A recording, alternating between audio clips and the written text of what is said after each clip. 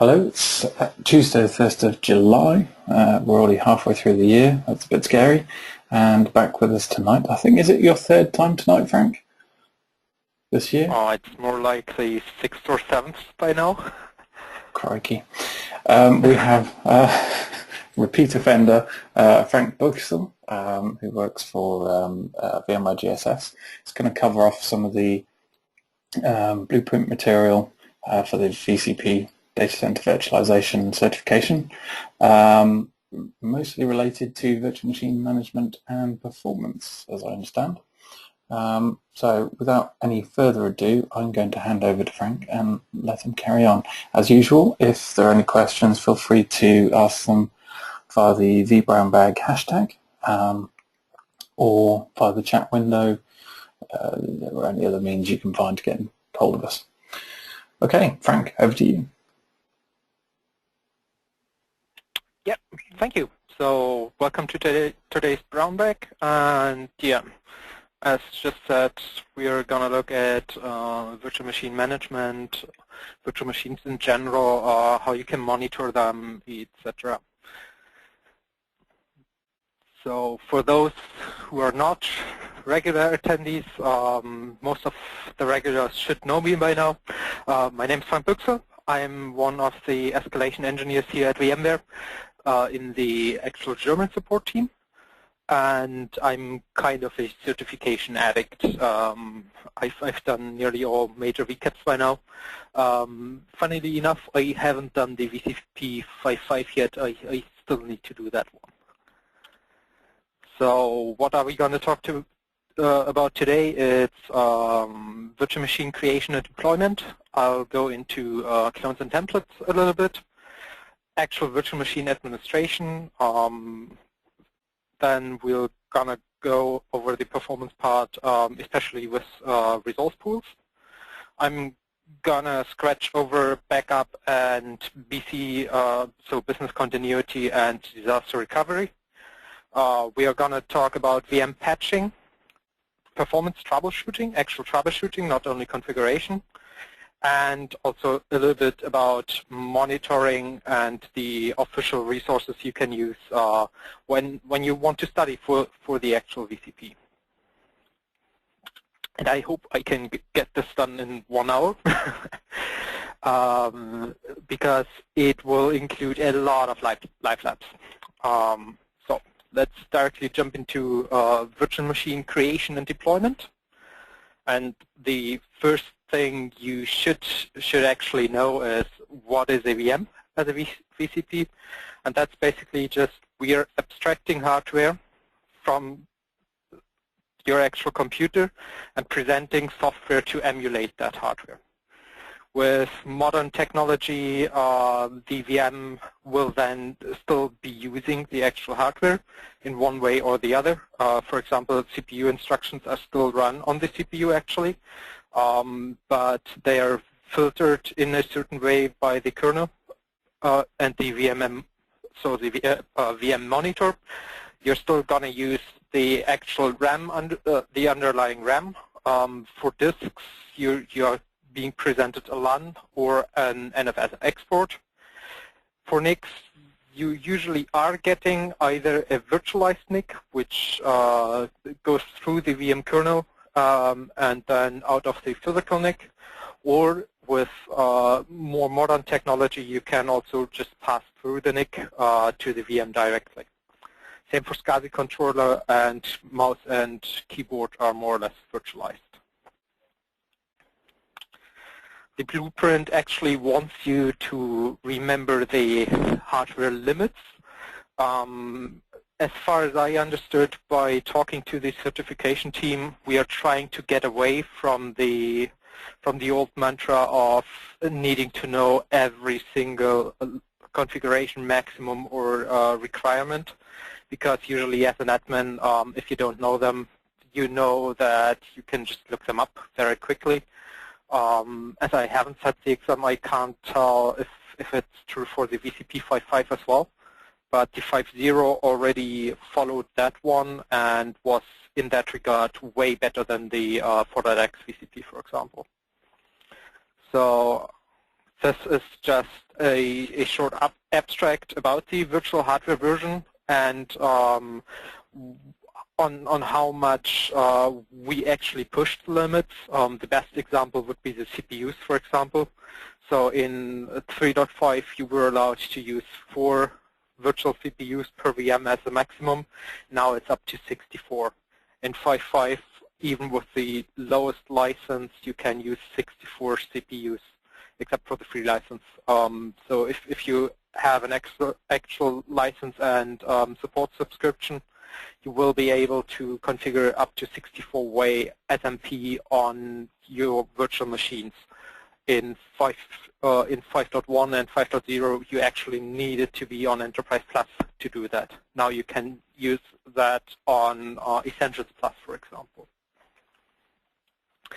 In the live demo, I'll also show you on how you can actually get to the link going there, because this can actually just be achieved by opening the web client and clicking on a help window to actually get to that list. So for the VM management, the new way will be the web client, pretty much straightforward. So I'll try to use it in the labs. I'm personally not a big fan of it yet, due to not having it used too much, but it's definitely the way forward. So with that, and hopefully my browser and everything working, we are going to log into the web client.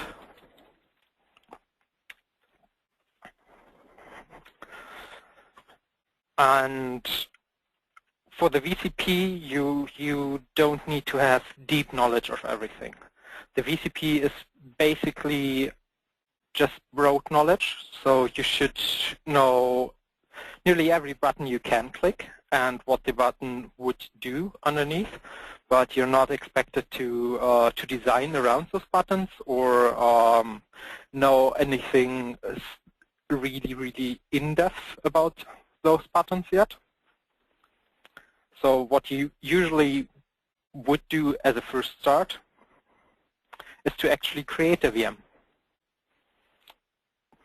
And you're expected to know how to create VMs. There are several ways to do that. The first one would be to do a so-called P2V. So if you still have physical servers, there's a product called VMware Converter, which actually allows you to turn powered-on physical machines into virtual machines, or use an image of those machines that is done via specific software that we are calling out in the release notes of VMware Converter, since there's no code cloning CD anymore, but Norton Ghost works, for example, in specific versions where you can actually do a code clone. So that is one way to get your VMs into the environment. The other way is to start from scratch as a virtual machine. So in the Actions menu, you directly have the option to create a virtual machine. And for the VCP level, basically, this is what you need to know about. So we'll cover templates and clones as well. But for now, we'll try to keep on the create new virtual machine one. Next step is just to assign it a name. And you can assign it to a specific folder or just to a data center in general. So you have your vCenter level on top, then you're going to create logical data centers, and then either clusters or have standalone hosts in these data centers. You're going to either assign a cluster and DRS will take care of the VM placement for you. DRS will be covered in depth in the vBrownbag next week. Or you can just simply assign a host directly to that VM. The VM in the end is not bound to that host. Features like vMotion, etc. allow you to actually move VMs from hosts, or you can do cold migrations to do so. The VM needs to live somewhere, so we will need to assign it a specific storage. Since I've got a space, and just for time reasons, we're going to choose SSD stores here. And this one is one of the most important ones. In the classic client, the compatibility would be known as the actual hardware version, and would be expressed in numbers from 4 to 10. In the web client, we don't have 4, 7, 8, 9, 10 anymore. We do have these compatibility versions. And for the VCP, you should know that 10 is ESXi 5.5 and higher, 9 is 5.1, and 8 is 5.0. Those are the ones in the 5.x branch that you need to know. If you click on the help button, you can always get more information from it, and this is also the point where you can actually see the configuration maximums.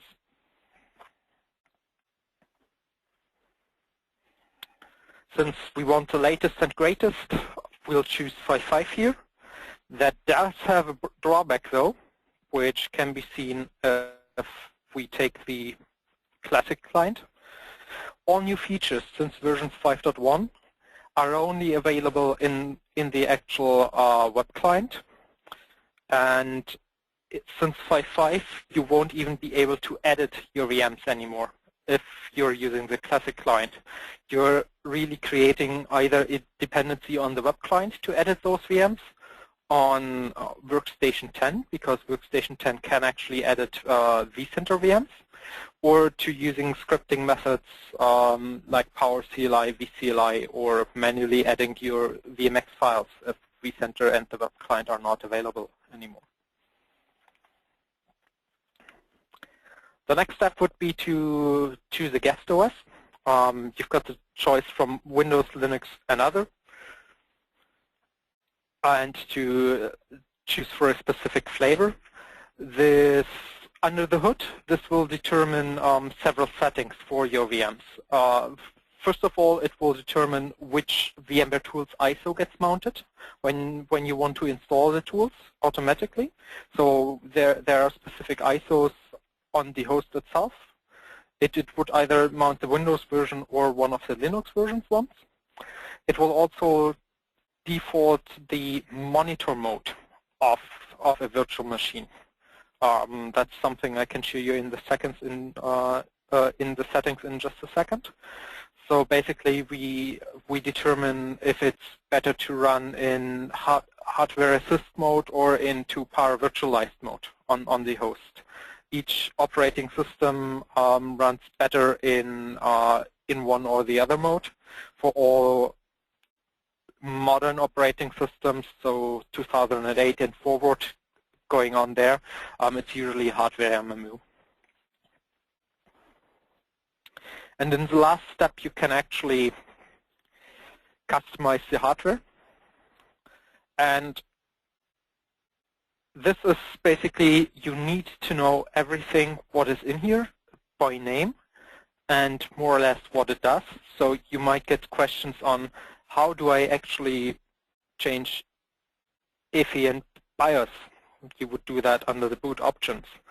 Mac OS, when you're using Apple hardware, for example, Apple doesn't know the BIOS. Apple hardware only has an EFI, and that's the same for the virtual Mac OS.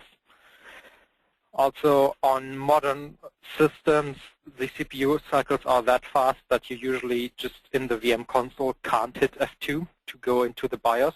If you want to change the boot order, for example, here's a force BIOS option for you to do that. You do have other specific options, for example, the VMware tools options. You can specify what default operations are being issued when you press a certain button. Without tools, for the stop button, for example, it would be a power off. With tools, it would be a shutdown. But if you always want to power off your VMs, for example, you can override the setting to power off even if VMware tools are installed.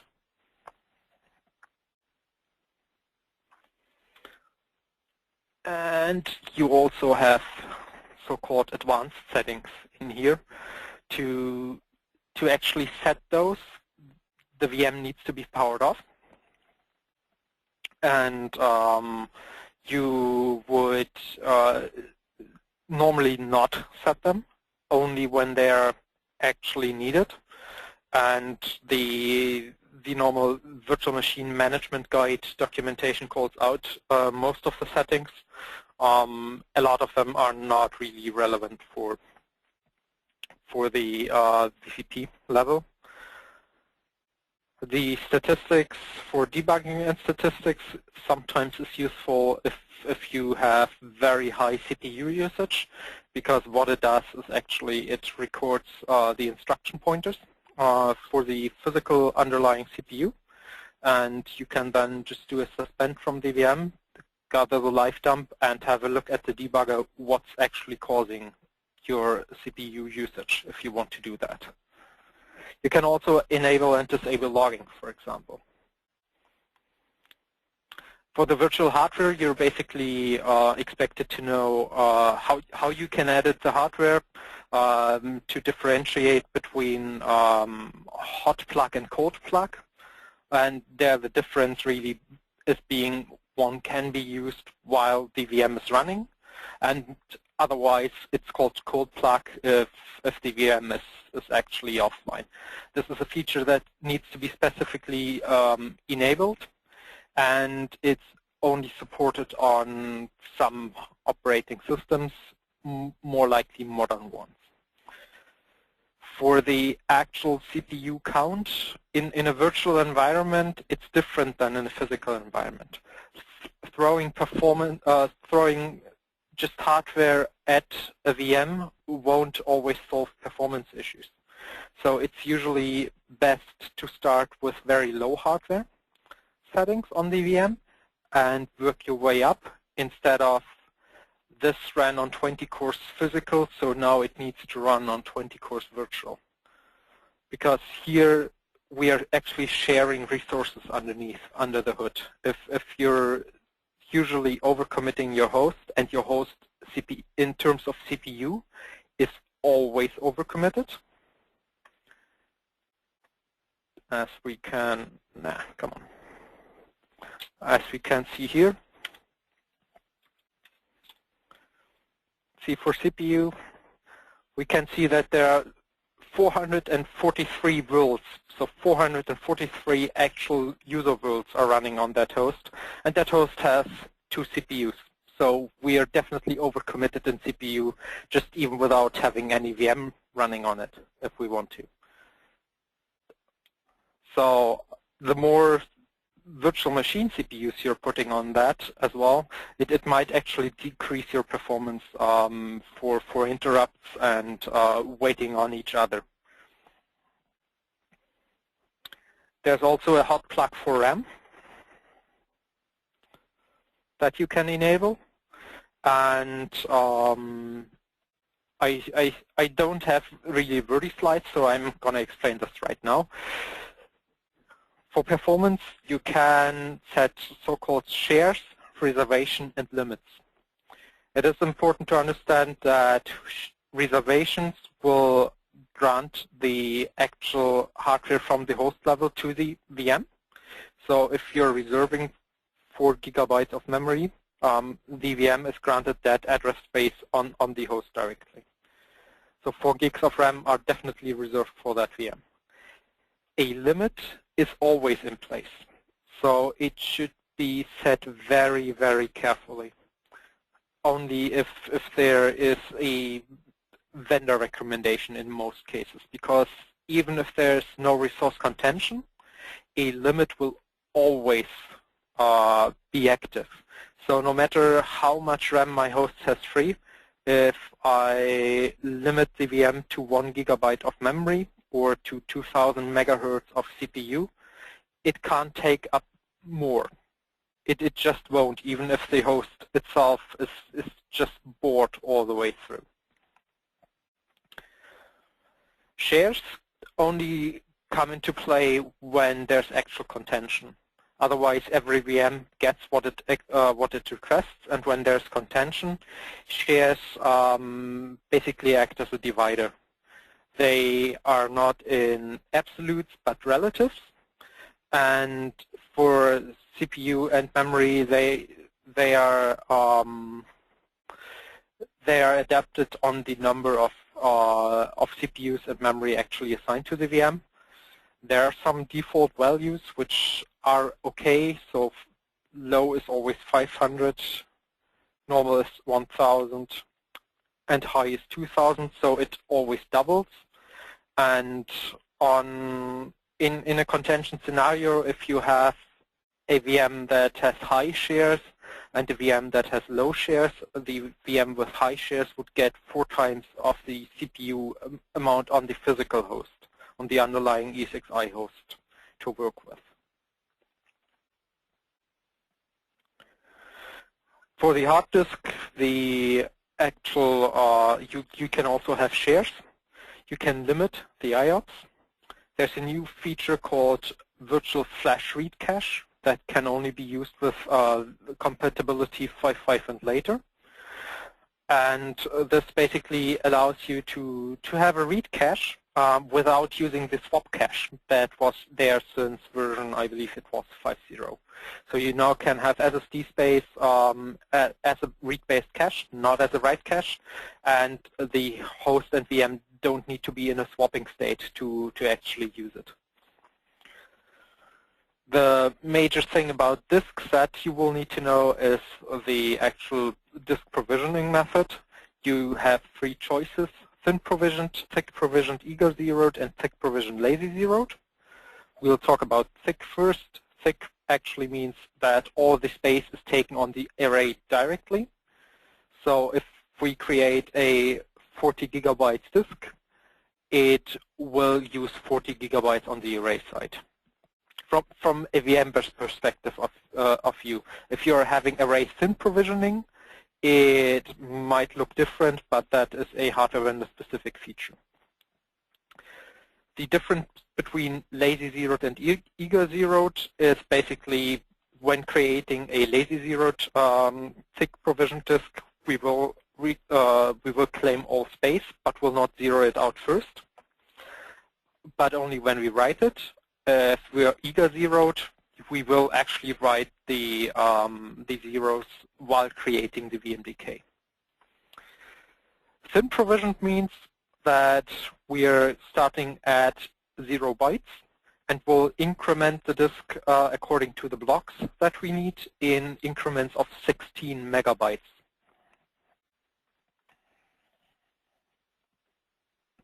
The next one is the network adapter. So you can have different networks on your ESXi host, and you got several options for the actual adapter. They all offer different features, and the adapter type is also operating system dependent. VMware generally recommends the VMXNet 3 adapter because it's the most advanced adapter and offers the best driver features. If you're having difficulties, usually the E1000 or E1000E is a good option, as this is generally a built-in driver within Windows, and performance is not too bad if the VMXNet drivers cannot be used. You will need to install VMware tools if you want to use the VMXNet 3 drivers as well. And then there's normally just a bunch of additional stuff. You can use a virtual CD-ROM drive. It can be either the local client of where you're starting the VCU client from.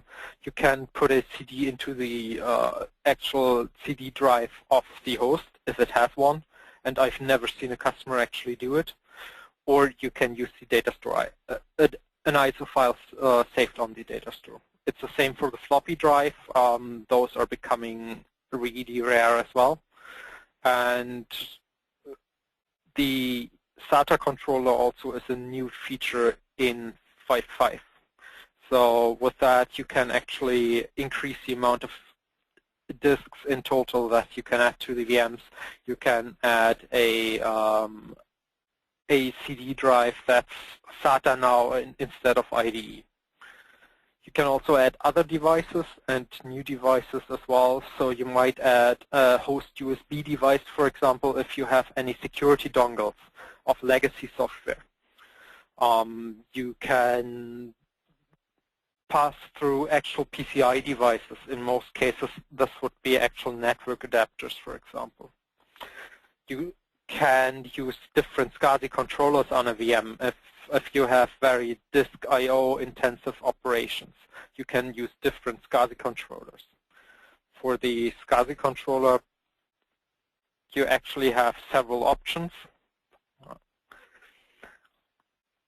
The VMware Power Virtual Controller is generally recommended in high throughput scenarios, and LSI Logic and Bus Logic are usually the old legacy controllers.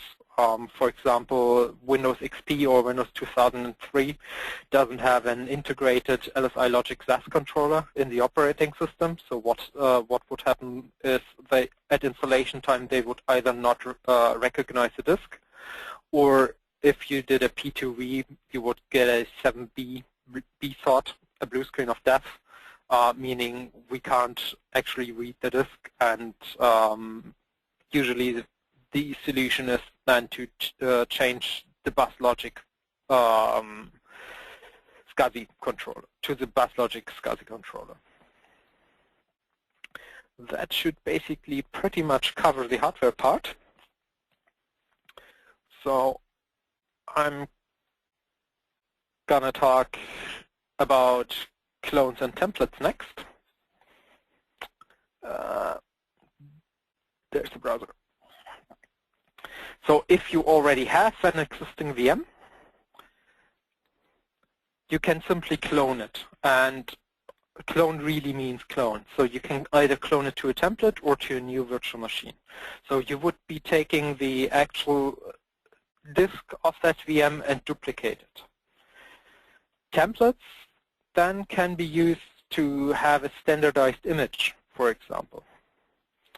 So in my lab, we can see that if it loads, that I have templates for the most used operating systems in my lab at least. So I've got one for Server 2008, Server 2012, 2012 R2, and since I don't use shared storage, I have to emulate it, so I created a template for either iSCSI or NFS as well. So if I ever need a Windows 2008 R2 server, I can just deploy a VM from this template. Under the hood, you can actually convert a VM to a template very, very fast. So if you do not clone it to templates, you can, and I hope I can find it in the new client here. Yeah, convert to template. And that happens in a matter of seconds, because all it actually does is rename the VMX file of the VM to a VMXT file. That's all it does. It doesn't change anything on the disks. It only renames a file. If you then deploy a VM from a template, again, you can give it a name, select the host,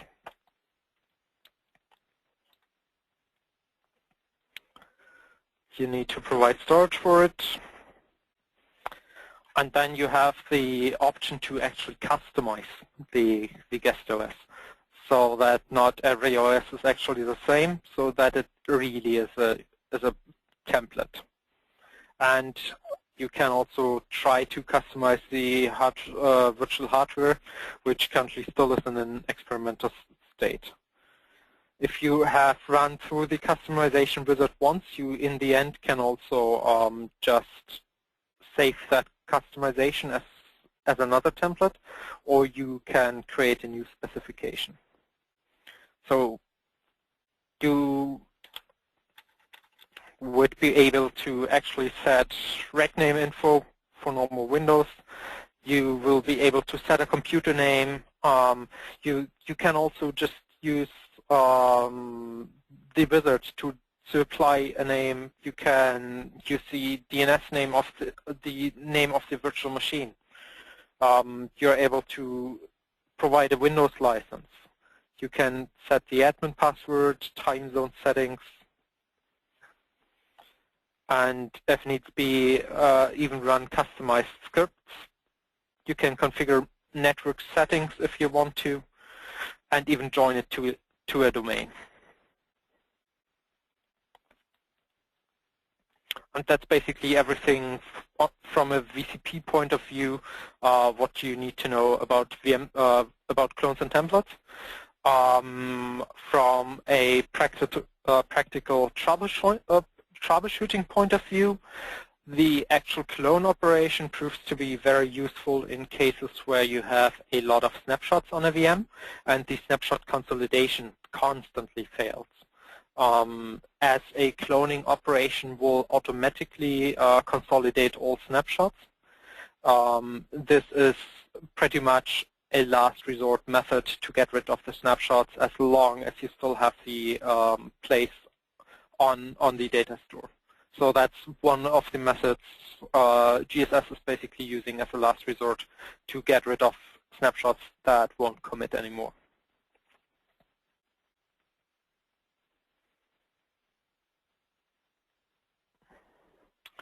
So virtual machine administration, basically everything you're setting at creation time of the VM, you can administrate later on just by editing the VM hardware.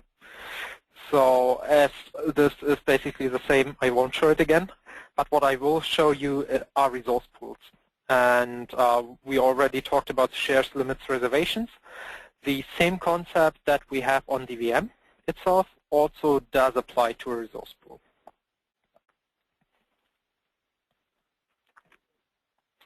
So to be able to use resource pools, you will either need a standalone host or you will need a DRS cluster.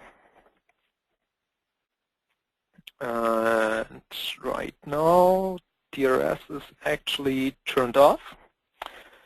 So I shouldn't be able to create a resource pool right now. It is grayed out. If that host was not in a cluster, I could simply create a resource pool.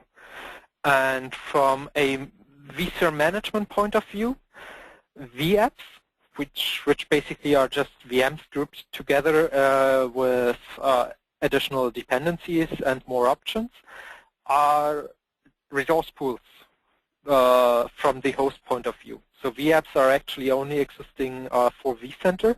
The host sees vApps as resource pools, which means you will need to have either a DRS cluster or a standalone host for certain applications that we are pulling out in a vApp. vCenter Operations Manager, for example. It always comes with a analytics and UI VM together in a vApp. So if you're not having Enterprise Plus licenses to use resource pools, you will need a standalone host to actually deploy vCenter Operations Manager.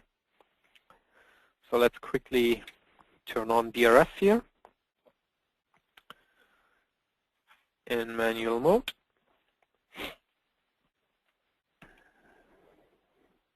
And now I can create a new resource pool.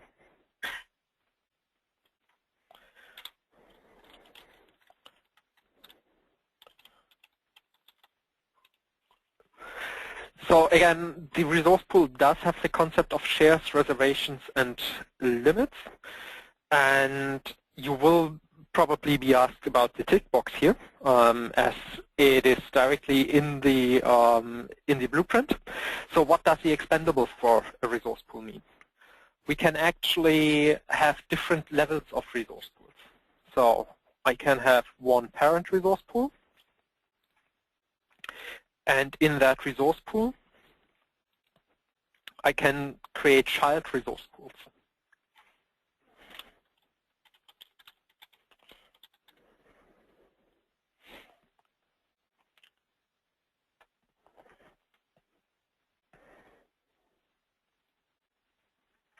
And there's always different ways to create everything in the new web client. Child2. So what happens if that tick box is now ticked? It means the child can actually get resources from the parent as long as there are resources free. And even in times of resource contention on the parent, then it wouldn't give back those resources. So you can dynamically grow an expandable resource pool, but might have a performance drawback if these resources then are needed elsewhere. Otherwise, you can as well assign shares to resource pools. For example, if you had a test and dev department, you could give those a resource pool with low shares, and your highly production servers would get into a resource pool with high shares. I already mentioned that these are not absolute values. So depending on the number of VMs, it might still eat up more resources actually. So if you're having only 1 or 2 production servers but 100 tests and dev, they would still get part of a bigger pie actually. So we already covered the VM options. And the next topic is basically one of the ones that I see most neglected in most customer environments, especially for small and medium businesses: backup and business continuity and disaster recovery. So unfortunately, I cannot show you the VDP as I don't get static IPs in my lab here. But the VDP is the successor of the VDR. So for those who know the VCP-50, we needed to know about the VDR, VMware Data Recovery, and the VDP is basically just the next version of this. It has an advanced license as well, which allows you to back up Microsoft SQL Server and Exchange via an agent. Otherwise, both versions can do file level restores. They can create backup jobs. You will not be able to create a specific time for each VM, but you're rather doing a certain backup window. From what we see in support, sometimes you shouldn't be backing up the same virtual center server with the VDP that the vCenter is managing. That creates a catch-22 scenario, and the backup will simply fail. It is only managed via the web client, and under the hood it uses EMC Avamar technology. So when you're deploying the VDP, you will actually see that the vendor is EMC with an untrusted cert, and we are mainly using this for the dedupe store as well. So your backups will be deduplicated. So even if you're applying a 500 gigabyte volume to the VDP, you can, most of the time, especially if you have very similar operating systems to backup, save a lot of space with this. You are supposed to know these numbers here, by the way. The blueprint directly calls out that you need to know the scaling numbers. This is one of the few spaces left where you actually have to learn something by heart. The free license of the VDP that comes with vSphere Essentials Plus can go up to 2 terabytes of dedupe, and this should be configured with 4 gigabytes of memory. The VDP is always configured with 4 CPU cores, and you shouldn't reduce that. It really uses those 4 cores to the full amount to perform the dedupe. In the advanced license, you can actually even give it more than 2 terabytes, up until 8 terabytes in total. And for the advanced license, you can also dynamically grow that storage. In the free license, if you commit to a certain dedupe backup data storage, you're bound to that. You would need to redeploy the VDP to actually change that configuration. So, yeah, just the features in an overview again. It does support VSS, so quiescing of virtual machines as well. Hi Frank, sorry to interrupt. I just noticed a question come in about a minute ago. There's more a comment actually from Joel, just to say that the sizes are chosen on install, so to make sure you download the right virtual appliance for the size you expect to use. Pardon, can you just repeat that, please? Yeah, it was a comment from Joel just to say that the sizes are chosen on installation, so make sure you download the right virtual appliance for the size that you expect to use. Yeah. So, yeah, the VDP requires some planning in advance. But then again, it's basically a free backup product that you're getting. If it fulfills your requirements, good. And if it doesn't, and the blueprint calls that one out as well, to be able to determine if and which backup product to use. So if you need more than 8 terabytes of storage in a single appliance, for example, then VDP is not your product. Then you would need to use third-party options, for example. Yeah, indeed. So the business continuity option as well in free for the actual Essentials Plus kit and higher would be vSphere replication. And what replication does is asynchronous replication of actual VMs, not storage replication. And it does this with an RPO window of 15 minutes tops. So if you have an RPO target of 10 minutes, also vSphere replication wouldn't be your cup of tea. You would either need to look into the alternatives or into array-based replication. But the one advantage is for vSphere replication, you can use it just with one single vCenter server, and a lot of different products actually need 2 sites, 2 vCenter servers at least, to be able to replicate. In this case, you could replicate from one host to a different host, for example, just into the same vCenter server.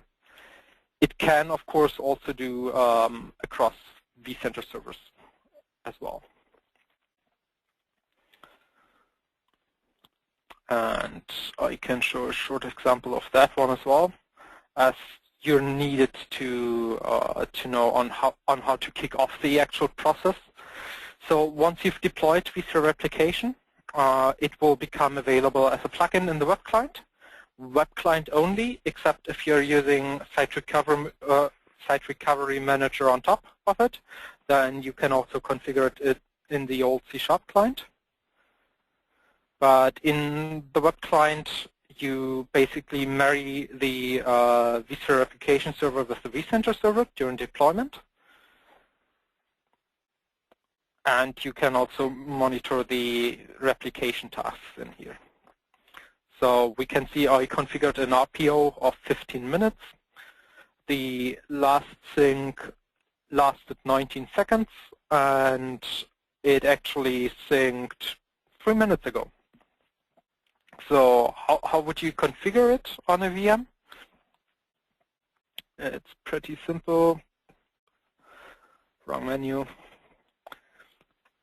VMs and templates.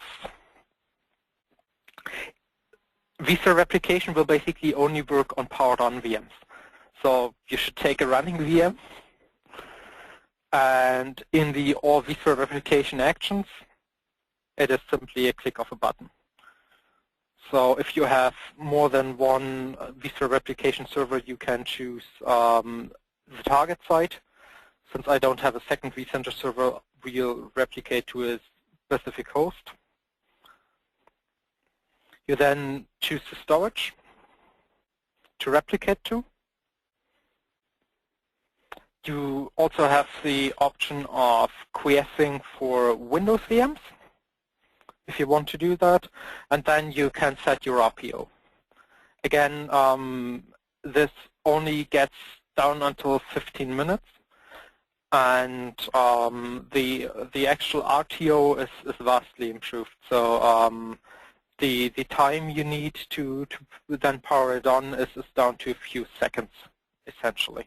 But in the worst case scenario, you're losing 15 minutes of actual data, and that's if the bandwidth is enough so that your RPO isn't violated. What is new in 5.5 is this point-in-time instances. So you can keep a certain number of instances per day for a certain amount of days. So in the end, on the target, this will create some snapshots. And when you then fail over the VM, or you can you simply can choose one of these snapshots to go back to. When would you use this? Mostly in terms of in-guest corruption. So if you have database corruption, for example, in the case of replication, the corruption would simply be replicated. So even the replica would be corrupted. But if you saved the last week and you noticed the corruption just 2 days ago, you could still go back to 3 days ago and still have a working VM in that way. So that's what this feature is used for. vSphere replication itself doesn't automate things. So it will still need a site recovery manager for a fully orchestrated failover and fallback. But it is a good option to simply, if it meets your RPO and RTO requirements, to have a free option for some business continuity at least, and disaster recovery as well.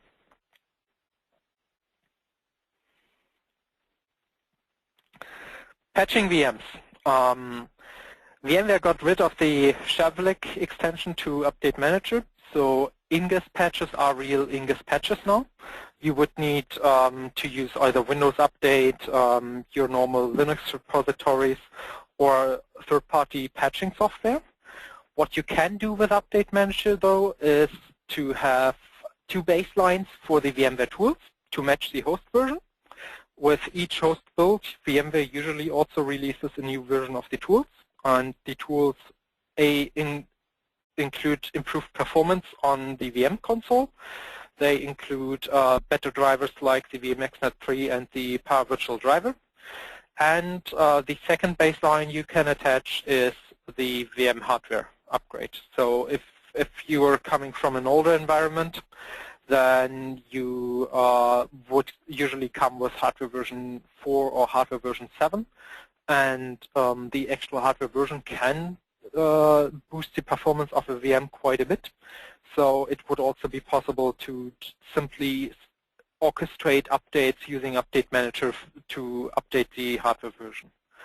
The VMs since 5.1 on the VMware tools won't need as many reboots as they used to due to improvements in the VMware tools.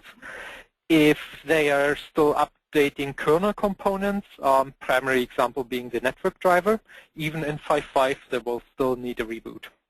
So it's only decreased, it's not completely gone.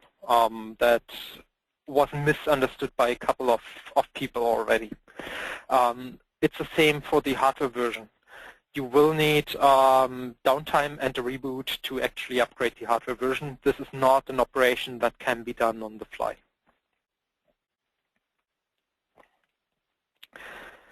This is the most fun part because it can get very complicated, and but 80% of performance cases are actually solved by one single setting. And the primary tool to actually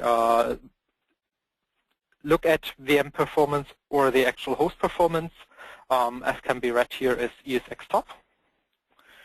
So I will give you a short introduction into ESXtop.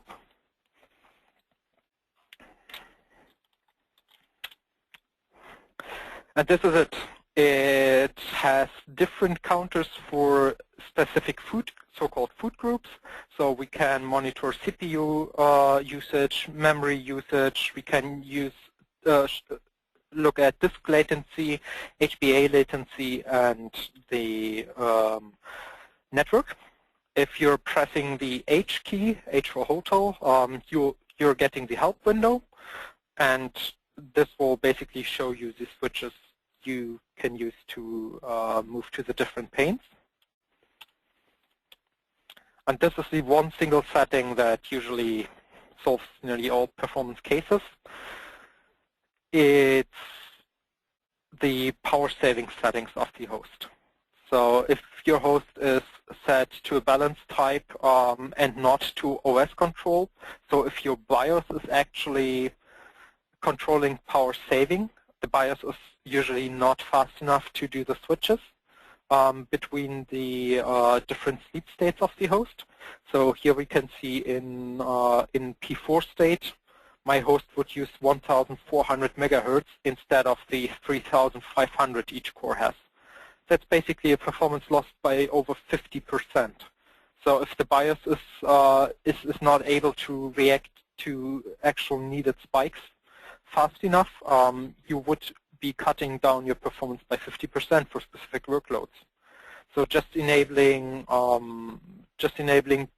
OS controlled in the BIOS solves nearly all performance cases instantly.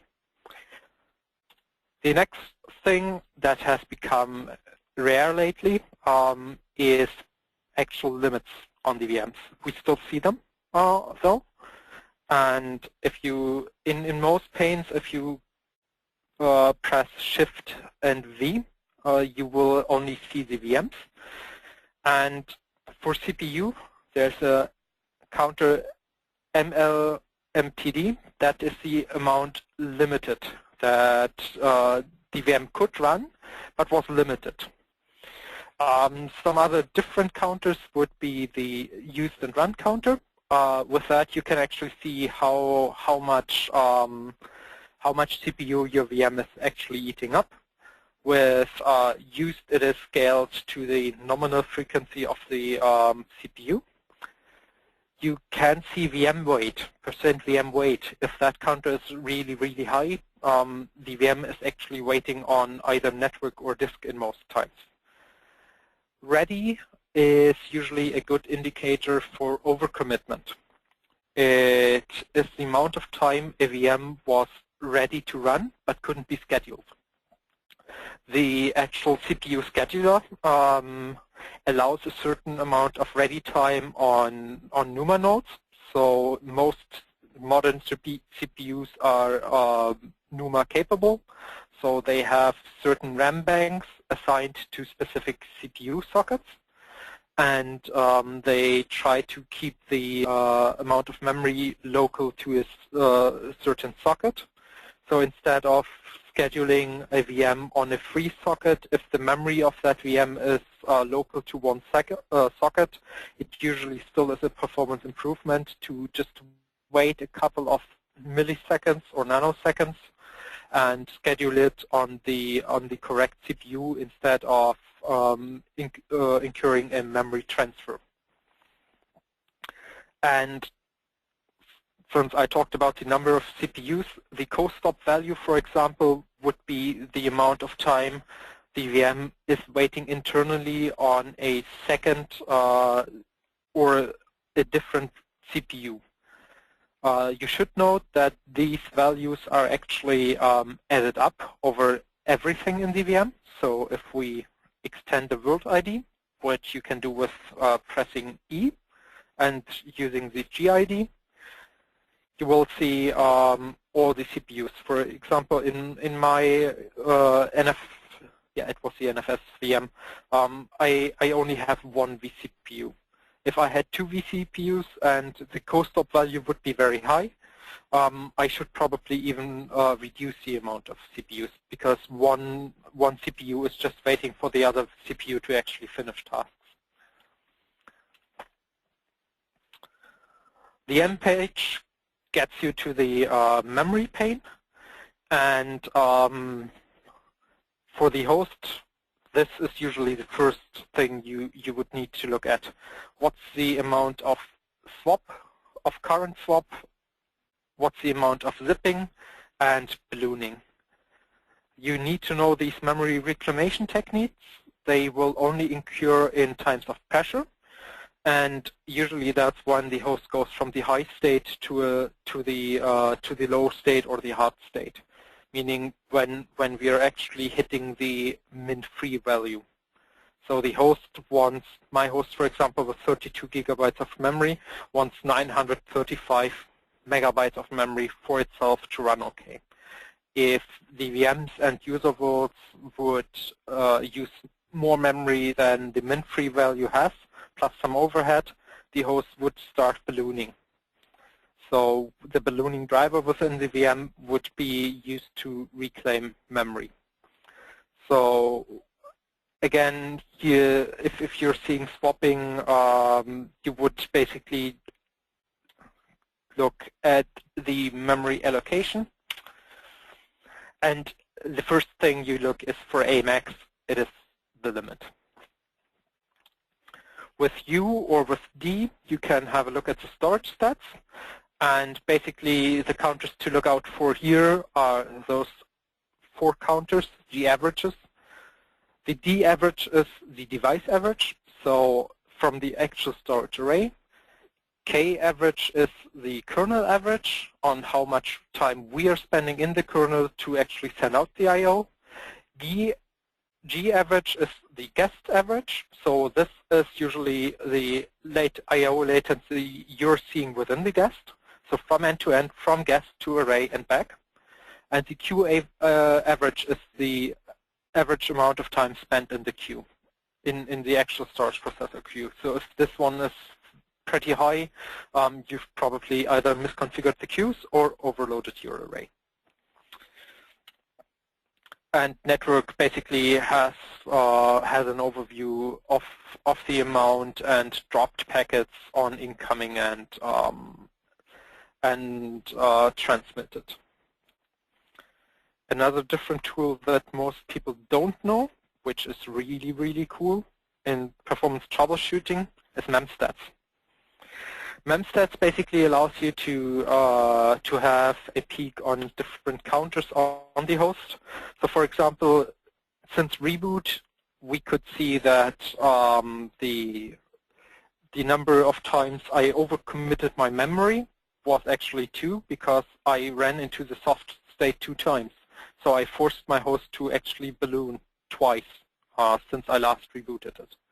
Memstats is usually far above VCP level, so you cannot expect any questions on it, I believe. But it's a really useful tool just for troubleshooting.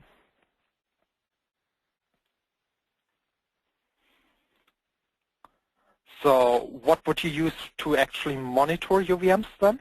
If you need to know when you want to troubleshoot it or when you need to troubleshoot it, the first stop should always be the tasks and events pane of your VM. Nearly everything is logged in a vSphere environment today, so tasks and events is always a great start to look at. And you can also export these tasks and events. So by default, the client, especially the old C# client, only displays a really limited amount of events and tasks. But the web client doesn't limit it that much. But in the C# client, if you prefer that one, you can actually export the events far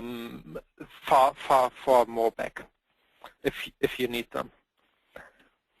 For the alarms, you can actually monitor these events, and VMware provides a couple of default alarms, but as you can see here, for example, since I'm currently testing the virutal replication, you can also specify your own events. You can use API events. Visual replication, for example, there are no default events for it. But if you look up the documentation, you can see that you can actually add COM visual replication events here as well. And you then can trigger certain events like sending an email or sending an SNMP trap to your monitoring software if something happens. Again, there is something called out in the blueprint, which would be vCenter Operations Manager, that not only does the actual monitoring for you and displays the system health in so-called health badges, but it also does predictions. And this would probably fill out 2 or 3 hours alone on vCenter Operations Manager if you just want to give it an overview. So I'll leave that one for a different brown bag. So since we're running short on time, in the web client, the most recent alarms can be seen on the right-hand pane always. And if you just click on an alert, you will see more details. There are 2 different options on how you can treat an alarm. You can acknowledge it. It will still be there. But for other admins, it will be visible, okay, user X acknowledged the alarm and is actively working on it. Or you can simply reset it to green, which would include the acknowledge as well. So if I reset it to green, the alarm will be removed as well. So that's basically covering the VM part of the VCP blueprint. You really can expect some questions if it's anything like the VCP 5.0. You can expect some questions on the VM is not performing and you're getting either a performance history chart or an ESX top overview, and you need to find out what the problem is. So always have a look at used, run, amount limit, VM weight, etc. Understand these counters and know what they're used for.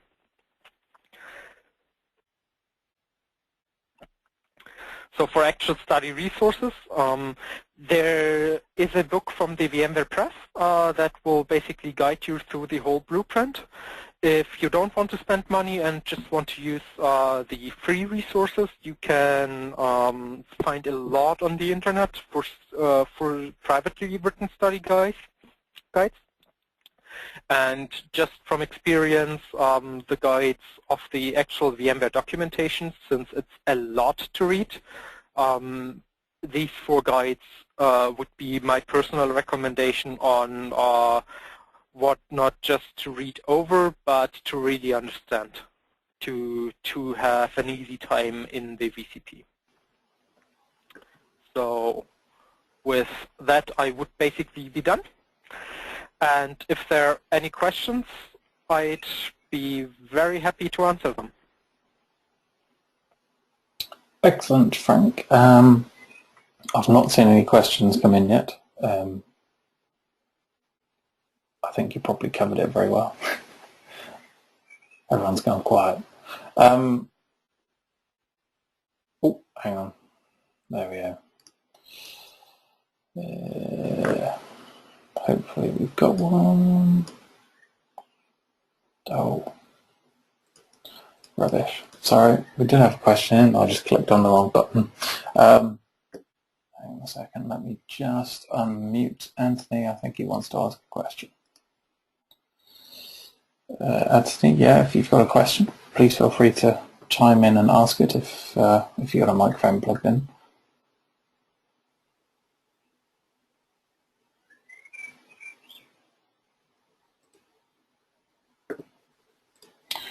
Nope, not getting it. Another question we got in, can cloning be done from a command prompt? Pardon? Can cloning be done from a command prompt? It actually can. You're not expected to know this though. You can use PowerShell or PowerCLI to actually clone VMs, for example. There's that option. And on the host, you've got the so-called vimcmd commands, which will allow you to do certain API calls.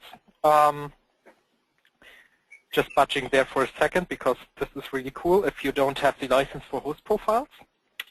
In the host service, where is it, firmware?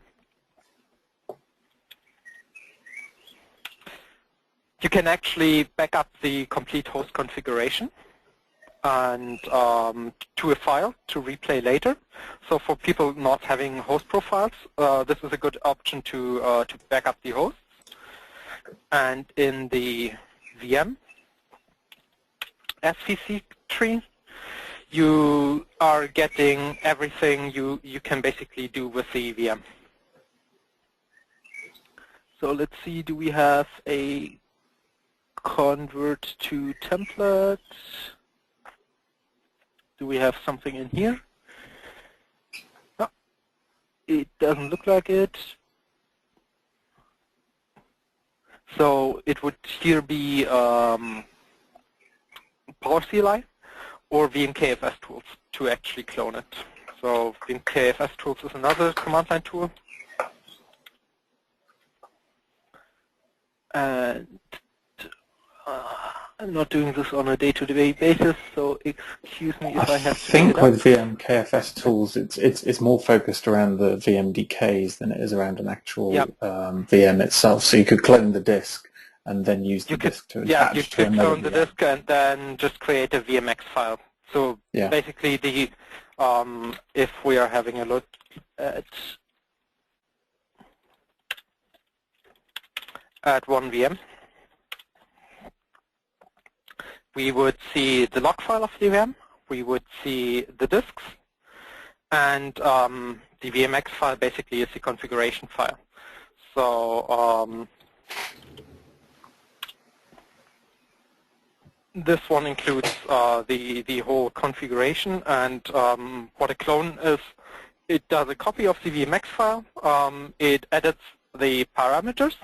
So basically, you could just do this yourself as well.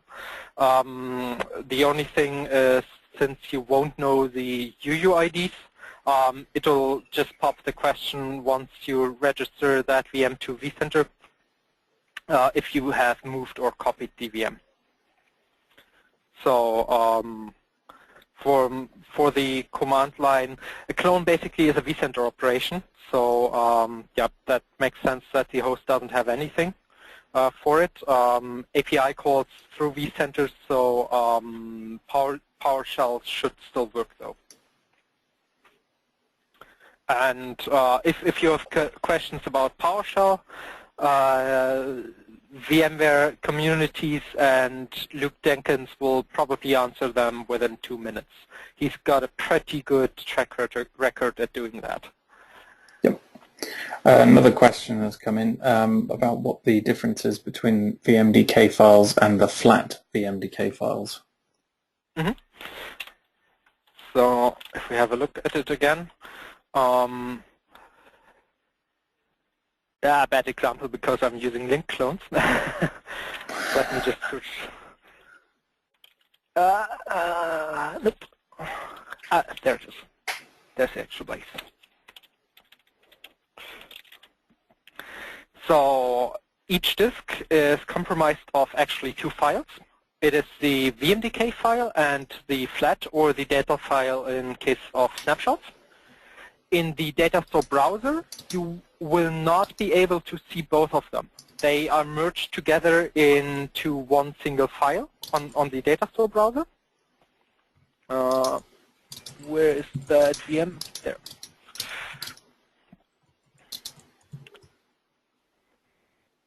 God, I hope I can find it in the new client now. I know that feeling. I haven't used this at all. Data source, there it is. No, there. But Yeah, it's so good. the actual VMDK file itself, as you look at the data store, that just is a descriptor that contains a small sort of header file, if you like, isn't it? Whereas the flat file is the one that contains all the data. So here we see that we don't see the actual flat files. We will just see the so-called VMDK. And the VMDK is basically a pointer, so yeah, like a header file. Page here, yeah, this one. So we'll see that the delta file, where is it? There, 60. The flat file is the actual big file. That's the actual file part. And the according VMDK file is only 552 bytes. So if you have a look at this,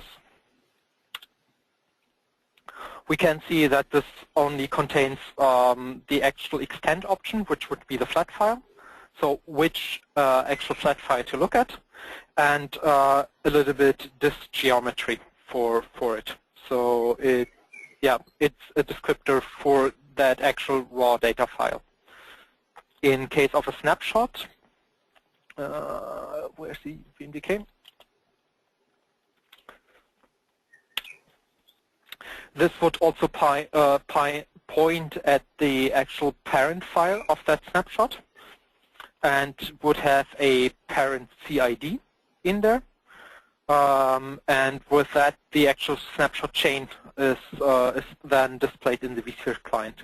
So if something makes this one here inconsistent, the VM, for example, couldn't power on as well. I've actually had to fix that in the past. It was a little bit nerve-wracking. I noticed quite a bit of cases with that over 12 months ago, but not as many as of now. So no, it was on version 4.1 anyway, so it was a long time ago. Yeah, and usually it's just some backup that went horribly wrong, or actual data store corruption. And to check for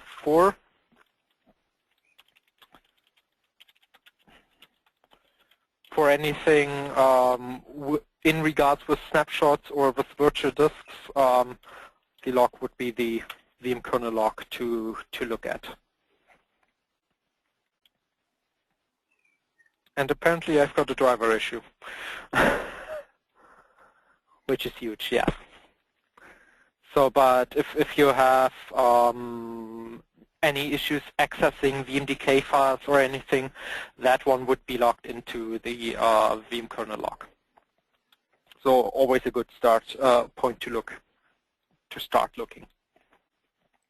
Same for VM operations. If we are talking log levels here, all operations that are invoked on VMs will be logged in the host log.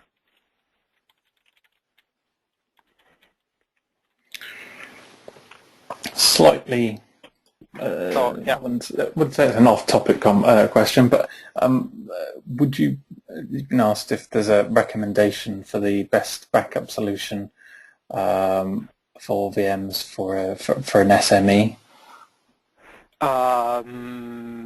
Since I'm working for VMware, I'm not allowed to comment on that except for use VDP.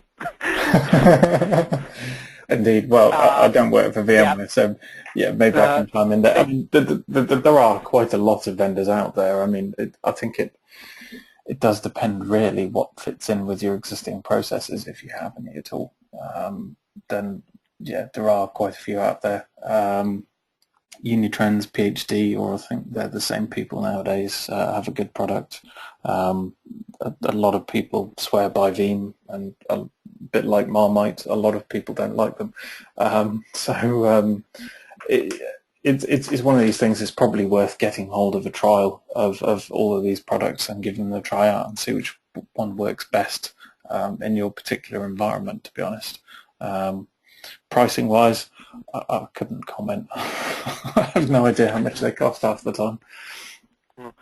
So on a personal note, especially for small and medium businesses, the feedback I'm getting from a lot of customers is that Veeam is really, really affordable. With having a very wide feature set. But yeah, the honest answer is always it depends. A, on the feature set, B, on the money you're willing to spend, C, on your hardware vendor relations and software vendor relations. Reality just is everyone gets a different price. List price is just some high number usually, and you're then talking just discounts. So whatever you can get the most discount off. Or when all backup solutions basically work in a very simple way. They will nearly all of them will do a snapshot, will then copy away the base disk, and then commit the snapshot again. So that's 99% of all backup solutions, how they work internally. So the question is, what can they additionally do then? Indeed, and some of these vendors now are starting to offer sort of backups that are kind of deduplicated after cloud storage, which is obviously quite a sort of compelling thing for particularly for small to medium enterprises who may have faster internet connections and not a huge amount of space and not want to maintain a huge amount of space locally to store those backups. So yeah, it is very much an it depends question, really, isn't it? There's only two truths here. A, snapshots are not a backup, so always have a proper backup solution. Don't just work on snapshots. And never put your eggs all in one basket. So never store your backups only in one place. If that place crashes and burns, your backups are worthless. And from time to time, try a restore. I can't even count the number of times I'm asking a customer, did you actually do a backup? They say yes. And then the next question is, did you try a restore and see if it actually works? No. We then try the restore and see the backup is completely broken. So the backup was wasted space on the data store and nothing more. Yeah. Cool. Right. Any more questions at all?